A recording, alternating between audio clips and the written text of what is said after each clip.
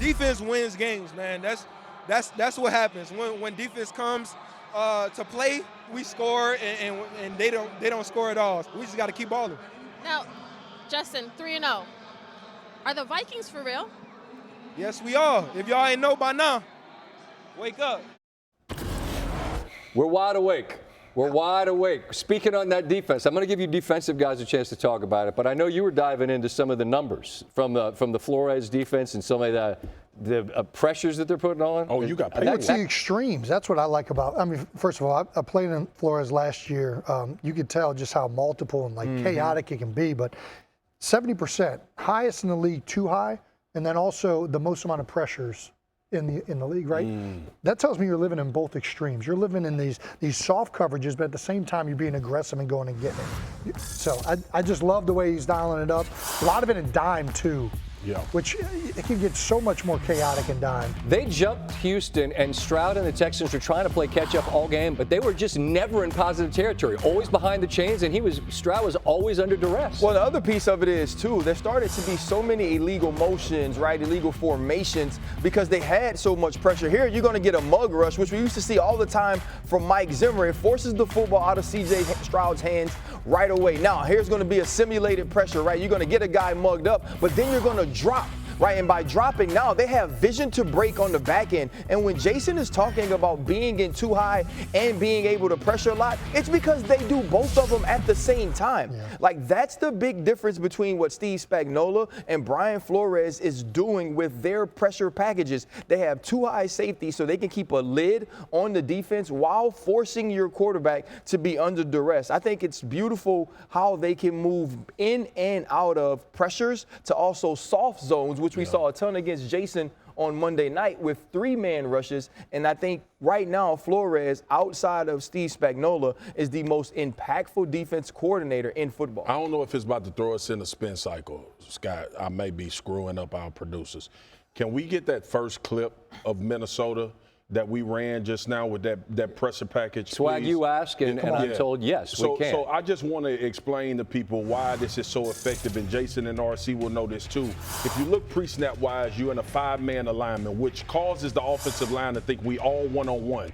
And now you dictate protection. It's enough people in the Texans offensive backfield to block a small mass choir. But it's because of the discombobulation of a 5-man front that these guys set protection, they slide that way, and now everybody has to communicate on the move, which opens up free hitters. If you look at Brian Flores' defense, it's usually a 5-man pressure. It's not usually getting more numbers than you, which we deem as a pressure that's easy to show people. He's creating one-on-ones in the pass rush, and they're winning, and it's confusing offensive lines and quarterbacks on the back end because they're playing solid and stout and making sure they're taking space away. So they're 3-0. Pittsburgh's 3-0 and have only surrendered 26 points, and we have the Seattle Seahawks at 3-0 as well, who we'll have next week, Monday against Detroit.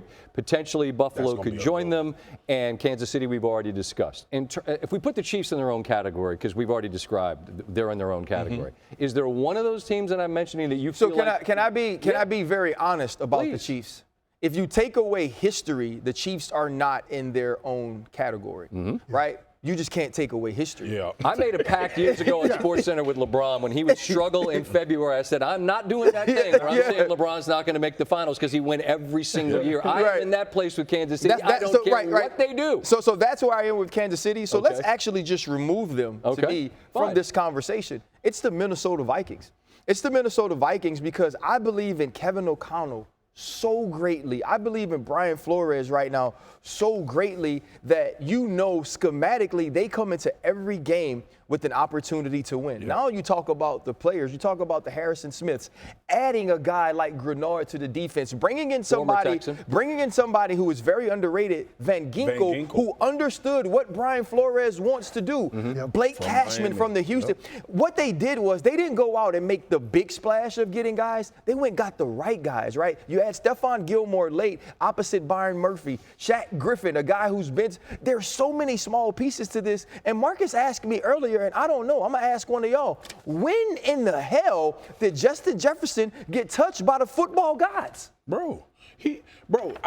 Listen, I'm watching the game. I get emotional about it. Like, it's like he disappears. He didn't have a catch in the second half. Yeah. I know, Scott, but still, like if you look at the gravitational pull, like if we watching all 22s and you digging in the film, if you look at the gravitational pull, it's so easy for everybody else with his presence out there. And like I see what you're saying. The reason why he didn't get the ball in the second half is because he was tired of being wide open and catching it. Well, it's because he's wearing all those chains, weighing them down. He's got to take a couple of chains off. I will say this, and I know we being funny, but I will say this, and I agree with RC on Minnesota. One, we see the benefit of Sam Darnold being in a system with a coach that understands what he does well.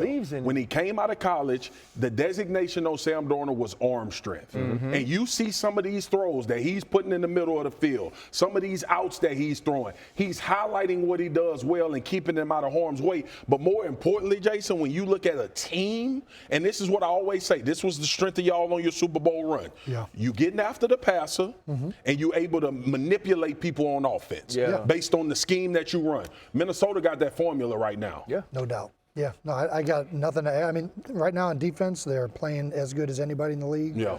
Steelers are right up there with them. They're playing phenomenal as well. I gave you an on-ramp to talk Steelers. I mean, Coach Tomlin might those emotional deposits. RC, he might be making a withdrawal on you. He might be.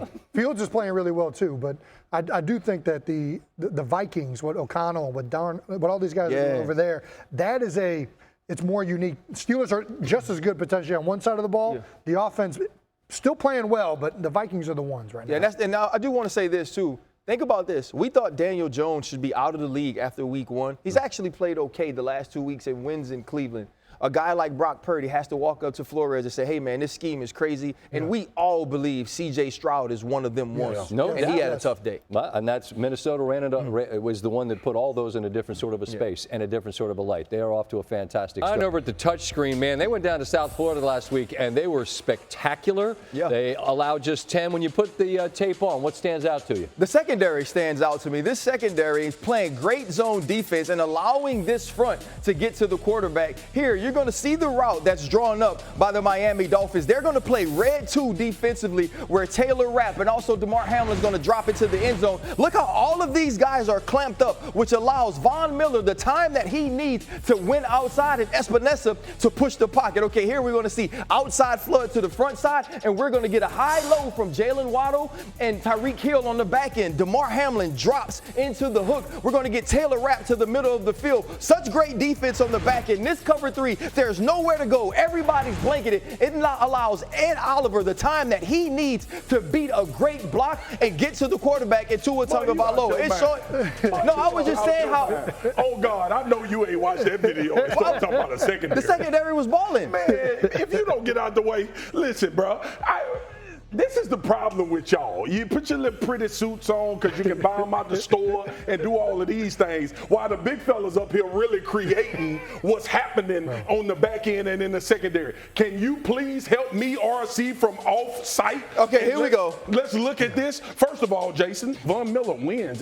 Go back to the start for me. Yes, sir. There, RC. Please. This is the downside of motion. You're going to see this motion from the back pre-snap. Von's a smart player. He's got the best get up already. He times it up perfectly. Yeah. If he times it, it don't matter who you are attacking. He's going to beat you up. But guys like RC will be like, well, look at the coverage. Look at the coverage. Here's the problem with the coverage. The coverage is a benefactor of what's happening up front. We show Von. I want you to bubble this for me, though. This is Espinosa, really a defensive end that they put at the D-tackle position, Jason. Yes. You know about this space with guards a lot of the time. So as we look at this win right here by Espinosa, when you get little guys, you told me in the meeting room, what would you have done to Espinosa right there? When I get a little guy coming down inside, I'm inviting the bull rush. I'm trying to force it. So I'm trying to give, hey, come right to Papa. You want him to do that? Yeah, I ain't shooting my hands. So as soon as you shoot your hands, oh no, that's right. When you're in this position, it's a tough one. Like you're trying to box Shaq out. Yeah. Okay. And here's the other thing, RC, a beautiful thing on this, and I'm glad you highlighted it. They are winning the rush. The quarterback right now from Von Miller is under duress. Look at the wide receivers. Now, this is the fastest guy on earth with an F. And he ain't even in his route yet. He ain't even in his route yet. Their backs are turned.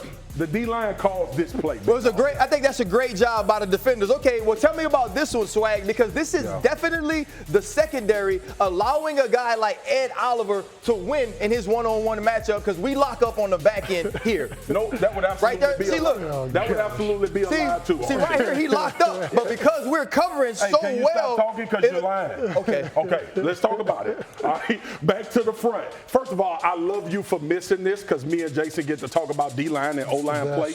Here's the thing, bro. You see Ed Oliver, you know the power that he brings. You know the center of gravity. Yeah. Now, as this guard, all right, what's the answer? Well, this is why Ed Oliver's so good. Not only does he have the power, but he also has the speed. Yeah. And what you see right here, it looks like it's straight power. He actually is a stutter to start off.